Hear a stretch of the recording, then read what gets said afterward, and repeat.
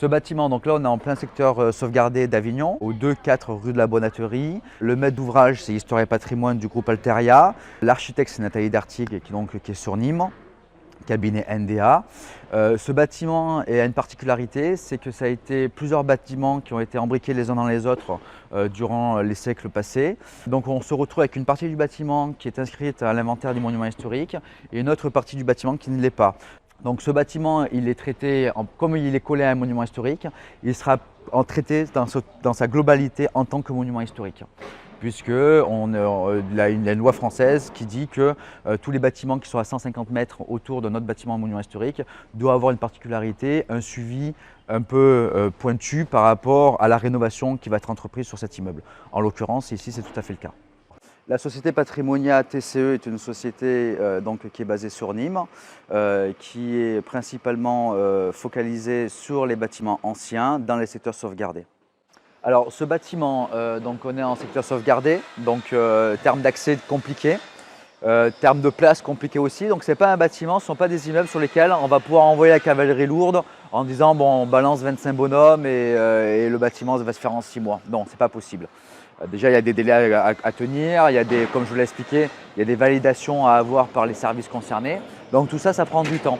Donc aujourd'hui sur ce bâtiment, on a 11 compagnons, on a 3 tailleurs de pierre, on a 4 charpentiers et le reste c'est maçons et de la main-d'œuvre, de la petite main-d'œuvre pour pouvoir alimenter justement tous ces compagnons qui sont sur les postes de travail à travailler. On a à peu près, en termes de délai, 14 mois pour finir le bâtiment. Donc là, en l'occurrence, c'est un timing qui est serré, vu l'accès, vu les zones de stockage qui sont très serrées. Donc en fait, c'est un planning, une collaboration qu'on doit avoir avec les équipes quotidiennes au fil du rasoir pour tenir le cap. Là, ici, sur cette promotion, sur ce marchand, on a 8 logements qui seront mis en location, donc janvier-février 2022 par Histoire et Patrimoine. Alors, quand on arrive sur des bâtiments anciens comme cela, la première chose que l'on fait, c'est un diagnostic. On fait un diagnostic structurel du bâtiment pour voir un peu où est-ce qu'il va falloir intervenir pour conserver la stabilité structurelle du bâtiment.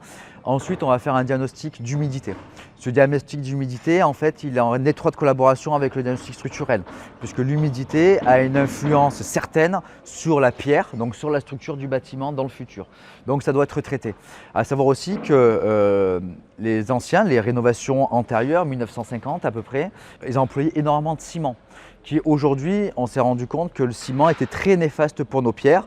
En association, le ciment plus l'humidité, on se retrouve avec un bâtiment qui est totalement désagrégé par la pierre qui n'a plus de sens structurel. Donc qu'est-ce qu'on va faire? On va décrouter, on va purger ce ciment pour pouvoir relaisser respirer nos façades, nos escaliers, nos pierres structurelles de l'immeuble. Et ensuite, on va intégrer un mur tronique.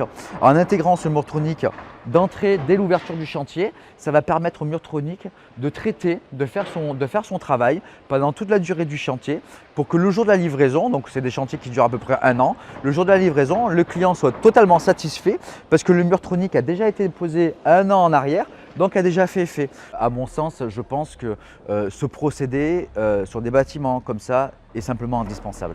Parce qu'aujourd'hui, on a des normes en tant que bailleur qui sont ce qu'elles sont, mais elles sont quand même relativement soutenues.